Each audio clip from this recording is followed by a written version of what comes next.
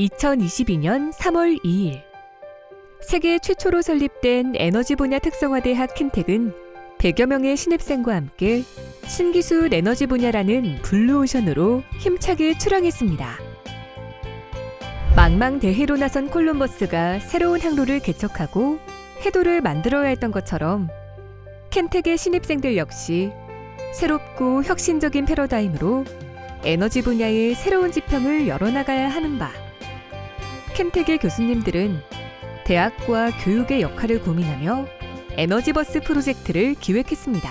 초등학교 때부터 시작해서 중고등학교 때까지 배움이라는 것이 학생들이 원하는 것이었냐, 학생들이 자발적으로 배우고자 함이었냐라는 질문을 한다면 당연히 거의 모든 학생들은 공부가 좋아서라고 얘기하지 않을 거예요. 다 인위적인 요소에 의해 공부를 해왔고 배워왔다 이렇게 말을 할 거거든요.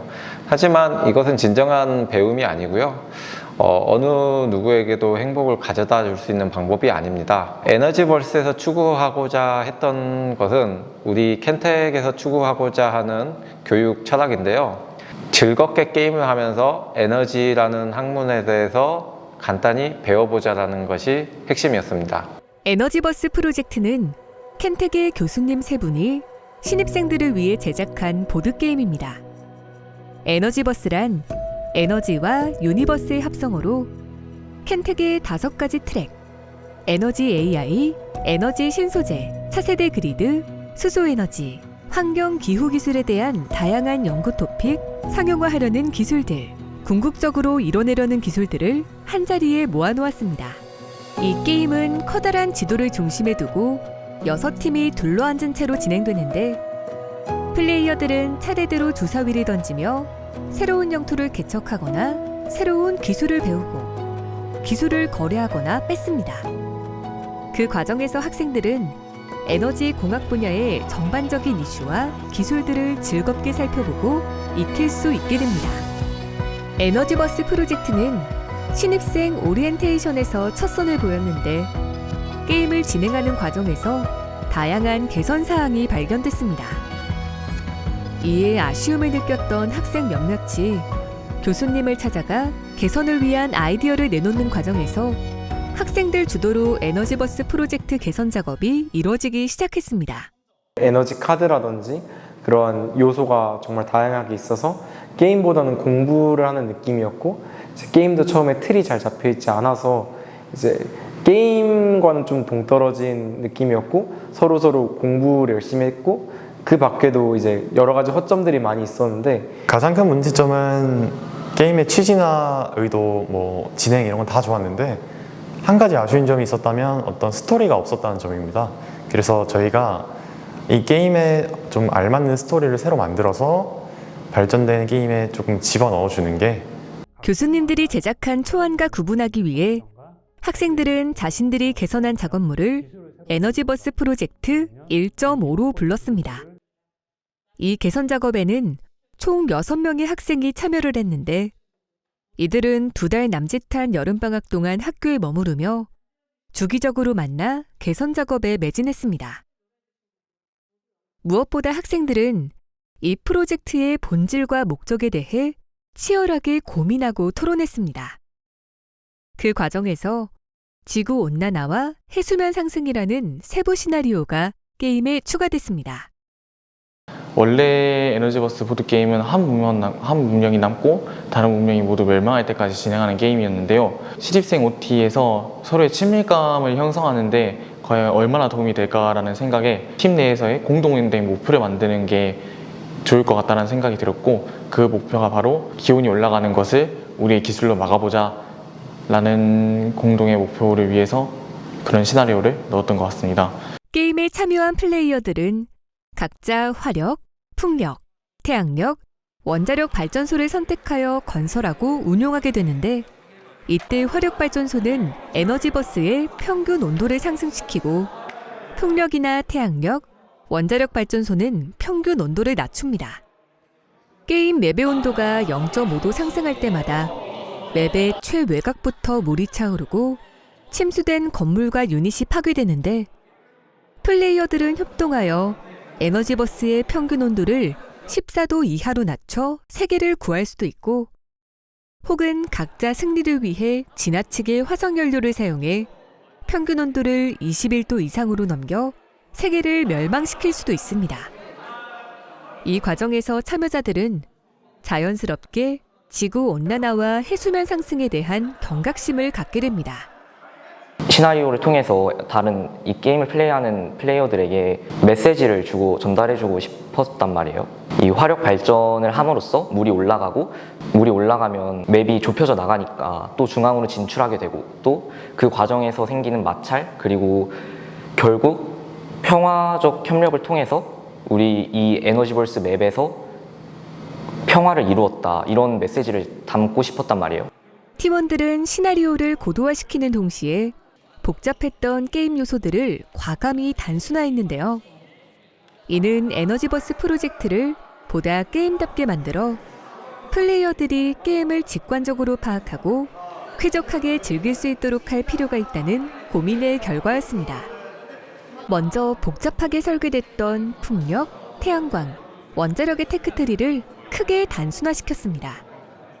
또한 게임 맵의 디자인도 변경했는데요. 전체적인 형태를 정육각형 모양으로 고치고 지형 역시 단색으로 단순화함으로써 가시성을 높였습니다.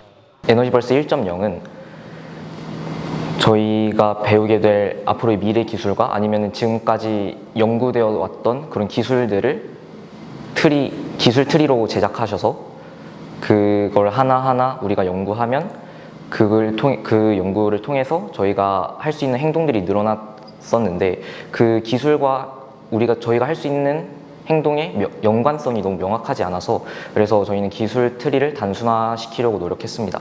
그래서 그 켄텍의 5가지 에너지 트랙인 수소에너지, 신소재, 그리드, AI, 환경기후 기술로 나뉜 연구 트리가 아니라 그냥 단순하게 태양광, 원자력, 풍력 발전에 관련된 기술 트리를 만들었습니다. 게임을 게임답게 즐기기 위해서 이들이 해결해야 했던 문제가 또 한 가지 있었습니다. 기존의 프로젝트에서는 돈과 점수 계산을 사람이 직접 함으로써 그 과정에서 게임의 진행이 지연되고 그 과정에서 참여자들이 지치는 등 여러 문제가 생겼습니다. 이에 대한 대안으로 학생들이 전산화를 진행했는데 정확하고 즉각적인 점수 집계가 이루어지고 게임 운용에 필요한 정보들이 실시간으로 플레이어에게 전달됨으로써 보다 효과적이고 효율적인 플레이가 가능해졌습니다. 저희가 처음 에너지버스를 진행할 때 이제 한 3시간 정도로 진행하였는데 3시간 정도로 진행하였음에도 불구하고 이제 그때 당시에는 저희가 직접 돈 계산을 하고 그 돈 같은 경우도 딜러분들이 직접 나눠주기 때문에 한 턴에 소모되는 시간이 굉장히 길었거든요. 그래서 그때는 제대로 유닛을 뽑고 전쟁을 해보지도 못하고 끝나는 경우가 발생하였는데, 그래서 그걸 문제로 삼아서 플레이어가 자기가 어떻게 할지 생각하는 부분을 제외한 모든 요소를 전산화 시켜버리면 시간을 훨씬 단축시킬 수 있으니까 전산화를 시도하였고, 여기서 따라오는 것이 컴퓨터로 인해서 좀 더 과정을 더 면밀하게 볼 수 있었습니다. 기술 적용 시점을 정확히 할 수 있고, 전산 시점, 온도 골란 시점 등 같은 경우도 전산화 과정이 없었다면 굉장히 어려웠겠지만, 이를 도입함으로써 전 버전에서는 할 수 없었던 부분들을 할 수 있게 되어서 또 생기는 그 시간을 게임에 더 소모하거나 물을 올리는 행동들에 더 투자를 하는 등에 할 수 있어서 그런 점을 전산화를 시작했습니다. 마지막으로 주사위와 이벤트 카드를 없애서 운에 의해 승부가 좌우되던 기존의 게임과는 달리 플레이어의 전략과 기술에 의해 승부의 향방이 결정된다는 점이 가장 큰 특징입니다. 저는 사실 에너지버스 버전 1을 플레이하면서 가장 먼저 죽었던 팀원 중 한 명입니다. 저희 문명이 파괴가 돼가지고 죽었는데요. 그 이유, 가장 큰 이유가 제가 마지막, 그러니까 죽기 일보 직전에 주사위 눈이 5가 나오면 반격을 해서 살 수 있었고 4가 나오면 반격을 할 행동력이 없어서 죽는 상황이었어요. 그런데 주사위 눈이 4가 나와버렸고 안타깝게도 반격할 기회를 얻지 못해서 그만 죽고 말았는데요. 그래서 저는 이 부분이 너무 안타까웠습니다. 교수님들이 원하시는 방향은 1시간 해본 사람과 1000시간 해본 사람이 동등하게 게임을 할 수 있는 게임을 만드는 것이 목적이었죠. 게임의 캐주얼리티라고 보는데 저는 이 점이 약간 마음에 안 들었습니다. 왜냐하면 게임의 형식이 전략 게임의 형식을 띠고 있다 보니까 아무래도 자신의 전략을 운 때문에 펼칠 수 없는 것은 상당히 플레이들을 억압하는 것이라고 생각이 들어서 이 부분이 마음에 안 들었고 그래서 이 점을 최대한 개선하려고 노력했습니다. 주사위 눈금에 따라서 그러니까 한마디로 운에 의해서 게임이 좌우되는 성향이 없지 않아 있었고 그런 점을 개선하고자 저희는 이제 주사위를 없애고 주사위와 함께 존재했던 행동력이라는 개념도 없앴습니다. 2022년 8월 25일 2학기 RC 오리엔테이션 행사에서 에너지버스 프로젝트 1.5가 공개됐습니다. 에너지버스 프로젝트 1.5를 경험한 학생들의 반응은 뜨거웠습니다. 특히 어렵다는 의견들이 많았던 에너지버스 프로젝트 1.0과는 달리 에너지버스 프로젝트 1.5는 게임을 하며 즐겁게 에너지를 배운다는 에너지버스 프로젝트의 목표에 성큼 다가섰다는 평가가 많았습니다. 저에게 있어서 이번 게임은 약간 새로운 생각을 할 수 있는 계기가 되었던 것 같습니다. 이제 에너지 그런 생산 과정을 하나의 게임으로서 승화시켰다는 것 자체가 저에게 있어서는 하나의 큰 아이디어가 되었던 것 같고 켄텍의 전반적인 스타일이나 그 컨셉에 굉장히 부합하다고 생각을 합니다. 왜냐하면은 이 게임 요소에서 해수면 상승이나 아니면 에너지 관련에 대해서 요소를 넣는 것이 지금 이 현실 요소를 굉장히 많이 반영했다고 생각합니다. 뜨겁게 보낸 20살의 여름. 6명의 학생들이 경험한 것은 보드게임 개선 작업을 넘어서는 그 이상의 것이었습니다. 학생들이 중심이 되어 직접 현장의 문제를 탐구하고 문제 해결을 위한 프로젝트를 주도하는 것, 대학의 문화와 전통을 만들어 나가는 주체가 되는 것, 교수님들과 동료들을 포함한 다양한 학내 구성원들과 수평적으로 소통하고 협력하는 것, 학교와 교수님들의 전폭적인 지원, 자신의 관심사와 역량을 10분 발휘해보기도 하고 실패해보기도 하는 것, 이것들은 켄텍에서 추구하는 핵심적인 교육 철학과 정확히 맞닿아 있습니다. 이렇게 미래 에너지 분야의 리더로 성장할 이들에게 또 하나의 소중한 씨앗이 뿌리를 내렸습니다. 이 프로젝트 자체가 사실 저희 팀이나 제게 주는 직접적인 이득은 없습니다. 예를 들면 장학금이 새로 주어진다든가 그런 건 없지만 저는 이번 프로젝트를 통해서 정말 많은 것을 배웠고 제 앞으로 진로에도 많은 영향을 줄 것 같습니다. 제가 뭘 할지는 결정을 못했지만 제가 어떤 분야의 리더가 되기 위해서 많은 노력을 하고 있고 많은 경험을 하고 있습니다. 그러기 위해서는 정말 리더가 어떤 일을 해야 되는지 경험을 해봐야 된다고 생각했고 이번 기회에 많은 경험을 할 수 있었습니다. 방학 2달 동안 계속 저 식당 근처에 방을 배정받아서 거기서 거의 동아리실처럼 운영을 하면서 그냥 이 보드게임을 개선하기 위해 다른 보드게임도 해보고 여러 보드게임들의 시스템에서 영향을 받아서 이렇게 만들어지게 됐으니까 그래서 그냥 그런 즐거움이 가장 큰 것 같아요. 2달이 짧으면 짧지만 길면 긴 시간이잖아요. 그리고 그 2달 동안도 꽤나 자주 얘들과 만나서 얘기를 하면서 개선을 해나갔고 어제 있었던 실제 에너지벌스 시간에 애들이 재밌게 즐겨주는 모습을 보면서 그 2달간의 노력이 헛수고는 아니었구나 라는 생각을 할 수 있어서 좋았습니다. 이제 서로서로의 모든 의견이 잘 융화된 것 같아서 그게 제일 신기했습니다.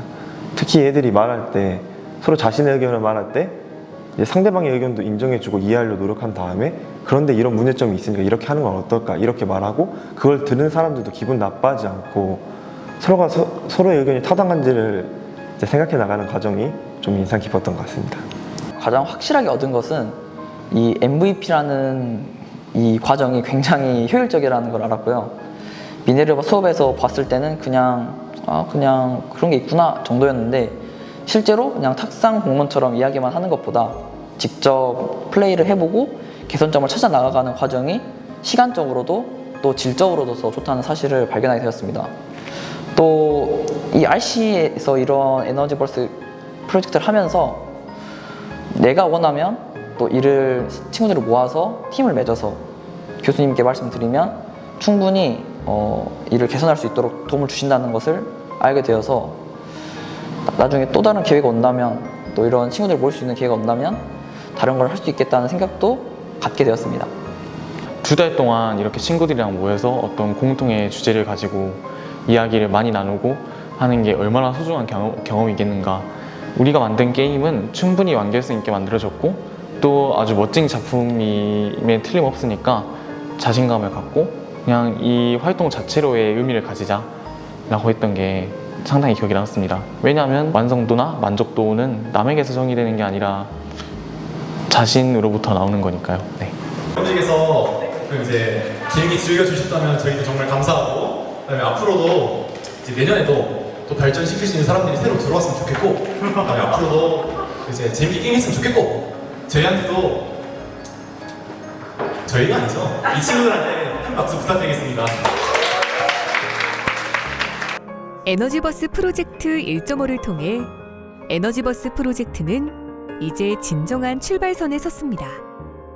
앞으로 들어올 수많은 켄테기 학생들은 에너지버스 프로젝트를 자신만의 방식으로 계속 이어받고 지속적으로 발전시켜 나가며 고유한 전통과 문화를 만들어 나갈 것이며, 그렇게 에너지버스 프로젝트 위에 차곡차곡 쌓인 시간은 켄텍의 역사 그 자체가 될 것이기 때문입니다.